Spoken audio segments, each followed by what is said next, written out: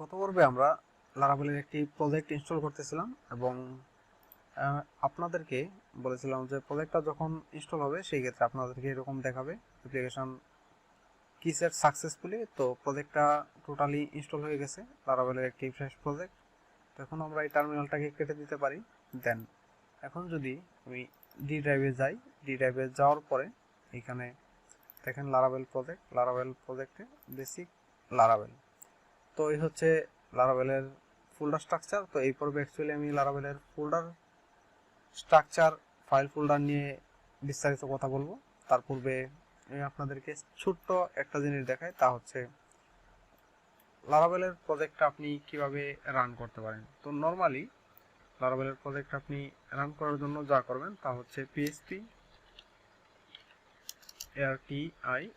artisan serve. তো আপনি যদি পিএইচপি আর্টিসান সার্ভ, আপাতত আপনি এটা বুঝে রাখেন যে পিএইচপি আর্টিসান সার্ভ, পরবর্তীতে পিএইচপি আর্টিসান বা বিভিন্ন কিছু নিয়ে আমি বিস্তারিত কথা বলবো।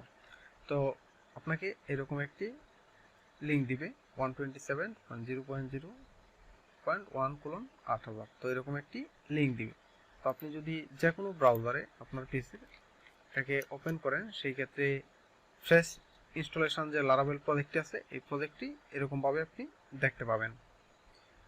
তো হচ্ছে বিষয়। দেন এখন আমরা এই পর্বে মূলত এই লারাভেল প্রজেক্টের ফাইল ফোল্ডার নিয়ে কথা বলবো। আর যদি আপনি এরকমভাবে প্রজেক্টটি রান করান, সেক্ষেত্রে অবশ্যই আপনার এই যে টার্মিনালটা আছে, টার্মিনালটা অন থাকা লাগবে। যদি আপনি ক্লোজ করে দেন, সেক্ষেত্রে অবশ্যই লিঙ্কটি কাজ করবে না।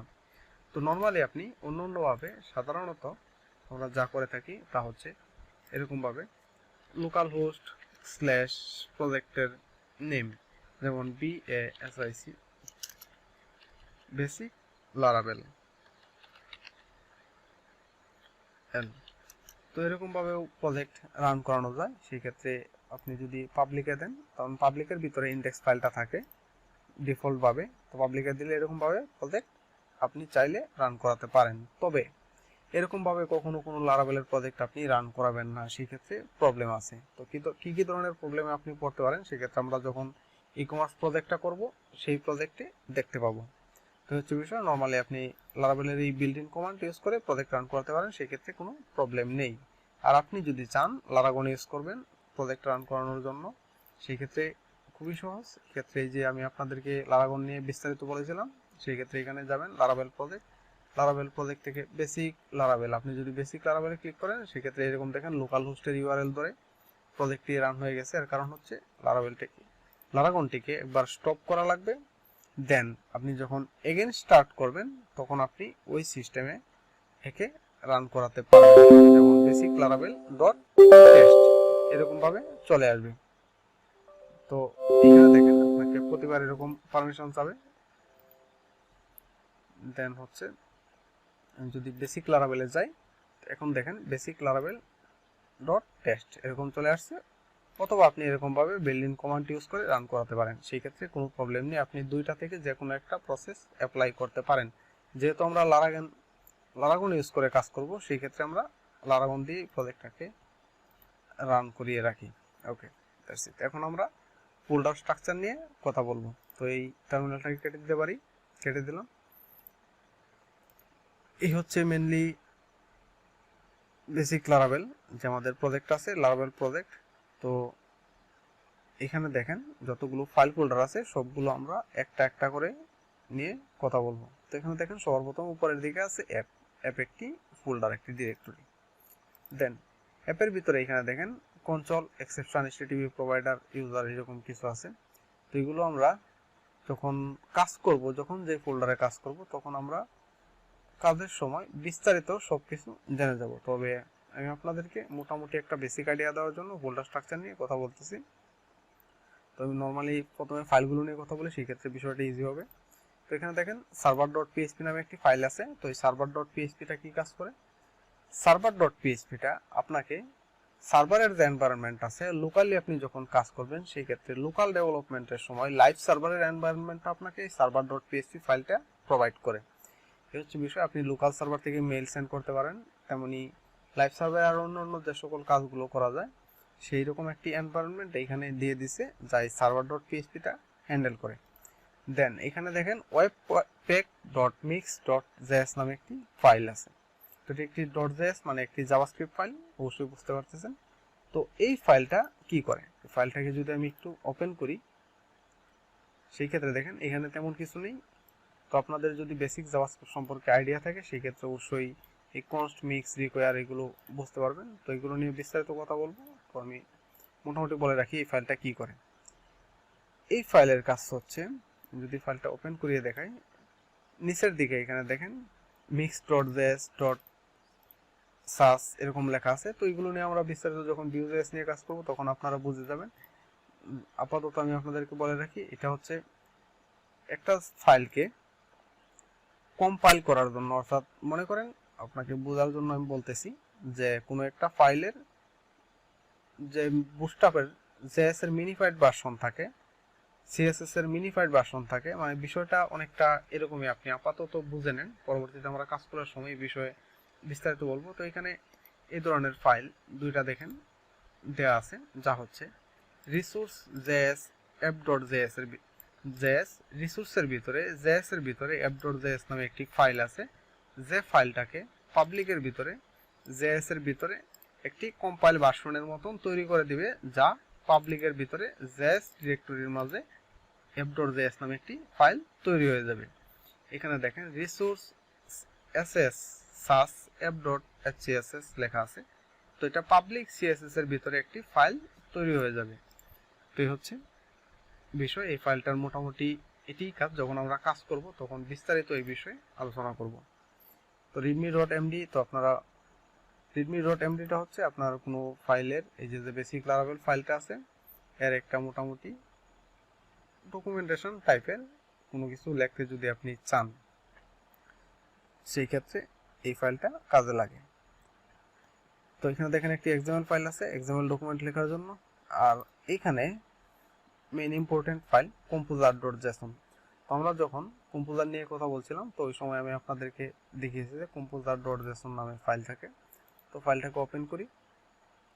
ওপেন করার পরে এখানে দেখেন name, type, description, keyword, license, রিকোয়ারের ভিতরে এখানে দেখেন পিএইচপি সহ আরও অনেক কিছু আছে, লারাভেল টিঙ্কার, লারাভেল ফ্রেমওয়ার্ক, এইগুলো সব packages.org এ আছে, যেখান থেকে যখন আমরা এই লারাভেল প্রজেক্ট ইনস্টল করে নিয়েছি ওই সময় এগুলো সব ইনস্টল হয়ে গেছে, এবং এই প্রজেক্টের সাথে এই সবগুলো রিকোয়ার মানে বাধ্যতামূলক এগুলো থাকা লাগবে এই প্যাকেজগুলো। তো এগুলো সব আছে। দেন হচ্ছে রিকোয়ার ডেপ, অর্থাৎ আপনি ডেভেলপমেন্ট পারপাসে যদি আপনার কোনো প্যাকেজ লাগে, পিএইচপি প্যাকেজ, সেইগুলো এইখানে থাকে, যা আপনার শুধুমাত্র ডেভেলপমেন্ট পারপাসে লাগে। কনফিগ, আপনার কোনো কনফিগারেশনের জন্য। দেন এখানে দেখেন এক্সট্রা আছে, ড্রোন ডিসকভার, এগুলো লারাভেল প্যাকেজের জন্য। দেন হচ্ছে এখানে অটোলোড, এখানে পিএসআর কনভার্সন একটি সিস্টেম, যা হচ্ছে আপনার প্রজেক্টের যে আপনারা যদি র পিএইচপি ইউজ করে থাকেন সেই ক্ষেত্রে অবশ্যই দেখবেন যে ইনক্লুড, রিকোয়ার এগুলো ইউজ করে আমরা কোনো ফাইলকে ইনক্লুড করি, মানে এই যে একটা ইনক্লুড রিকোয়ার আছে এগুলোকে এড়ানোর জন্য আমরা নেম স্পেস ইউজ করি, যা পরবর্তীতে ইউজ কিওয়ার্ড ইউজ করে এগুলোকে ইউজ করতে পারি। তো এখানে অটোলোড ইউজ করা হয়েছে আপনার প্রজেক্টের যে কোনো ফাইল আপনি যাতে যে কোনো জায়গায় ইউজ করতে পারেন এরকম একটা কনভেনশন তৈরি করার জন্য। তো এই হচ্ছে মোটামুটি ডিটেলস composer.json এর। দেন হচ্ছে package.json। package.json-টা মোটামুটি composer.json ফাইলের মতো। composer.json ফাইলে পিএইচপির প্যাকেজের যে ইনফরমেশনগুলো আছে এগুলো থাকে package.json-এ। জাভাস্ক্রিপ্ট প্যাকেজের যে ইনফরমেশনগুলো আছে এগুলো থাকে। দেখুন এখানে আছে ডেভ ডিপেন্ডেন্সি, অর্থাৎ ডেভেলপমেন্টের জন্য XPS pro, CNB, Laravel mix, এগুলো হচ্ছে আপনার ডেভ ডিপেন্ডেন্সি ডেভেলপমেন্টের জন্য। নর্মালি এখানে দেখেন স্ক্রিপ্ট আছে, এগুলো আমরা যখন এগুলো নিয়ে কাজ করব তখন বিস্তারিত বুঝে যাবেন। দেন হচ্ছে এই আর্টিসান, এই ফাইলটা পিএইচপির যে বিল্ড ইন কমান্ড আছে আর্টিসান এগুলোকে হ্যান্ডেল করে, যেমন পিএইচপি না লারাভেলের পিএইচপি আর্টিসান। আমি যদি এরকম পিএইচপি আর্টিসান দেই টার্মিনালে, অবশ্যই প্রজেক্ট ডিরেক্টরিতে অন্য কোনো জায়গায় কাজ করবে না। এখানে দেখেন বেসিক লারাভেল লেখা। তো এখানে লারাভেলের যতগুলো কমান্ড আছে সবগুলো কমান্ড অটোমেটিকলি চলে আসে পিএইচপি আর্টিসান দিলে। তো এই কমান্ডগুলো কোন কমান্ড কীভাবে কাজে লাগে এগুলো আমরা বিস্তারিত পরবর্তীতে প্রজেক্ট করার সময় দেখব। এই আর্টিসান ফাইলটা এই কাজ করে। আর এই গেট ইগনোর, গেট অ্যাট্রিবিউট এগুলো আপনারা যখন আমি গেট নিয়ে বলবো তখন বুঝতে পারবেন। .env এবং .env.example এই ফাইল দুটো নিয়ে আমরা পরবর্তীতে কথা বলবো। এডিটর কনফিগ, এগুলো এডিটর কনফিগারেশনের জন্য এক্সট্রা ফাইল, এগুলো না দিলেও কাজ করবে, কোনো প্রবলেম না। দেন হচ্ছে ভেন্ডর। এই ভেন্ডর ডিরেক্টরিটা কি? এই ভেন্ডরটা হচ্ছে এইখানে যতগুলো প্যাকেজ আছে, বাইরে থেকে যতগুলো প্যাকেজ ইনস্টল হয় বা লারাভেল ফ্রেমওয়ার্কের সাথে যা কিছু আছে, যত প্যাকেজ আছে সবগুলোই ভেন্ডরের মধ্যে থাকে। ওকে, টেস্ট আপনার প্রজেক্ট টেস্ট করার জন্য, প্রজেক্টের ফিচার আলাদা আলাদাভাবে টেস্ট করার জন্য অথবা টোটালি একসাথে টেস্ট করার জন্য যা কিছু আছে টেস্টের জন্য এখানে টেস্ট রিলেটেড সব কিছু আছে। স্টোরেজ হচ্ছে লারাভেল ফ্রেমওয়ার্কের ডিফল্ট একটা ডিরেক্টরি যেখানে আপনি আপনার প্রজেক্টের ইমেজ, ভিডিও, অডিও এরকম কিছু রাখতে পারেন। রাউট, তো রাউটটাতে যদি আমি যাই সেক্ষেত্রে এখানে দেখেন এপিআই, চ্যানেল, কনসোল, ওয়েব এগুলো লেখা আছে। তো web.php-তে অ্যাকচুয়ালি আমরা মেন কাজ করি, তা হচ্ছে যখন আমরা কোনো ইউআরএল হিট করি, এখানে দেখেন laravel basic.stash/abc এরকম যদি দেই তো এখানে নট ফাউন্ড মানে কিছু নেই। তো এই ধরনের রিকোয়েস্টগুলো হ্যান্ডেল করার জন্য আমরা এই web.php-টাকে ইউজ করি, অর্থাৎ ইউআরএল এর আপনার এই রিকোয়েস্টগুলো হ্যান্ডেল করার জন্য। দেন api.php সেম, যখন আমরা এপিআই ডেভেলপ করি এটা তখন লাগে, এবং লারাভেল ফ্রেমওয়ার্ক বাই ডিফল্ট ভাবে এই প্রতিটা ইউআরএল এর পূর্বে এরকম ভাবে এপিআই স্ল্যাশ আপনার যা থাকবে এরকম অ্যাড করে নেয়। তো কাজ করার সময় আমরা বিস্তারিত দেখব। তো console.php-তে আপনি আপনার বিল্ড-ইন কমান্ডের জন্য রাউট লিখতে পারেন। আপনি চাইলে লারাভেল ফ্রেমওয়ার্কের যে বিভিন্ন কমান্ড আছে, তো আপনি নিজস্ব কমান্ডের জন্য এইখানে রাউট লিখতে পারেন। দেন হচ্ছে channel.php-তে আপনি ব্রডকাস্টিং টাইপের, যেমন ইভেন্ট ব্রডকাস্টিং, এগুলো যদি আপনি রিয়েল টাইম কোনো কিছু করতে চান, একই সাথে আপনি 10 জন ইউজারকে নোটিফাই করতে চান, এই ধরনের কোনো কিছু যদি থাকে ব্রডকাস্টিং টাইপের, সেই ক্ষেত্রে আপনি channels.php-তে কাজ করা লাগে। ওকে, দেন হচ্ছে রিসোর্সের ভিতরে এখানে দেখেন জেএস, এখানে জাভাস্ক্রিপ্ট ফাইল আছে। দেন ল্যাংয়ের ভিতরে ল্যাঙ্গুয়েজ ফাইল আছে ইএন, আপনি অন্য কোনো ল্যাঙ্গুয়েজ নিয়ে কাজ করতে চাইলে সেই কারণে এখানে কাজ করতে পারেন। সাস, এটা হচ্ছে প্রি প্রসেসর সিএসএস এর। তো ভিউসের ভিতরে welcome.blade.php, নর্মালি আপনি যখন পিএইচপি নিয়ে কাজ করেন সেই ক্ষেত্রে ফাইলের এক্সটেনশন .php থাকে। তো লারাভেলে welcome.blade.php, .blade একটি ইঞ্জিন, এই ইঞ্জিনটা লারাভেল ফ্রেমওয়ার্ক ইউজ করে। তো যার জন্য প্রতিটা ফাইলের, ব্লেড ফাইলের অর্থাৎ আপনার অন্য যে পিএইচপির ফাইল থাকতো, ফাইল .php থাকতো শুধুমাত্র, এইখানে আমাদের ফাইলগুলোর এক্সটেনশন থাকবে .blade.php এরকম। দেন আমি যদি পাবলিকে যাই, তো পাবলিকের ভিতরে দেখেন ইন্ডেক্স ফাইল আছে। তো অন্য ফাইলগুলো কি আছে এগুলো দেখা দরকার নেই, ফেভিকন আছে, robotex, ওয়েব কনফিগ, htxs।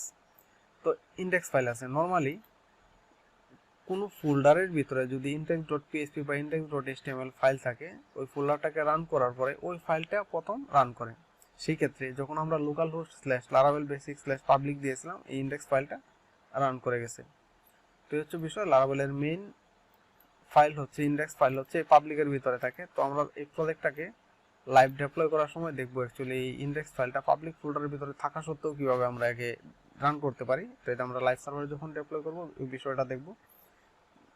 দেন ডাটাবেজে এইখানে দেখেন ফ্যাক্টরিজ, মাইগ্রেশন, সিট নামে 3টা ডিরেক্টরি আছে। ফ্যাক্টরি আপনি যদি দামি ডাটা জেনারেট করতে চান, মানে আপনি এক্সাম্পল ডাটা হিসাবে, সেই ক্ষেত্রে আপনি এটাকে ইউজ করতে পারেন। মাইগ্রেশন ফাইলে আপনার ডাটাবেস রিলেটেড যে টেবিলগুলো থাকবে, সাপোজ ইউজার টেবিলের ইউজারের নেম, ইমেল এরকম যা কিছু থাকবে, এই ধরনের মাইগ্রেশন ফাইলে এখানে আপনি ডিফাইন করে দিতে পারেন। সিট, আপনি যে ডাটাগুলো জেনারেট করবেন, অ্যাকচুয়ালি এই ফ্যাক্টরি দিয়ে যে আপনি কোড লিখে রাখবেন যে ইউজারের 30টা ডাটা জেনারেট হবে, তো এগুলো তো আপনার জেনারেট করা লাগবে, এটাই সিট ফাইলে ওই ফাইলটাকে ইনক্লুড করে সিস্টেম করা লাগবে। দেন হচ্ছে কনফিগ, এই লারাভেল ফ্রেমওয়ার্কের আপনার যাবতীয় যত কনফিগারেশন আছে বিভিন্ন কিছুর উপরে, এটা আপনার হতে পারে ডাটাবেজের কনফিগারেশন, মেইলের কনফিগারেশন, এই যে ভিউ সেশন, কুকি, আরও বিভিন্ন কিছু যা আছে ফাইল সিস্টেম সবগুলোর কনফিগারেশন এই ফাইলগুলোতে আছে। দেন bootstrap.php এটা হচ্ছে মেইন ফাইল মোটামুটি ধরতে গেলে। তো এখানে দেখেন app.php নামে একটি ফাইল আছে। তো এই ফাইলটা মোটামুটি লারাভেলের বেস ফাইল বলা চলে, যেখানে সব কিছুর বুটস্ট্র্যাপিং করা আছে। নর্মালি যে আমরা বুটস্ট্র্যাপ ফ্রেমওয়ার্ক ইউজ করি HTML CSS এর যে একটা বুটস্ট্র্যাপিং, এটা হচ্ছে আর কি বুটস্ট্র্যাপিং এন্ড app.php।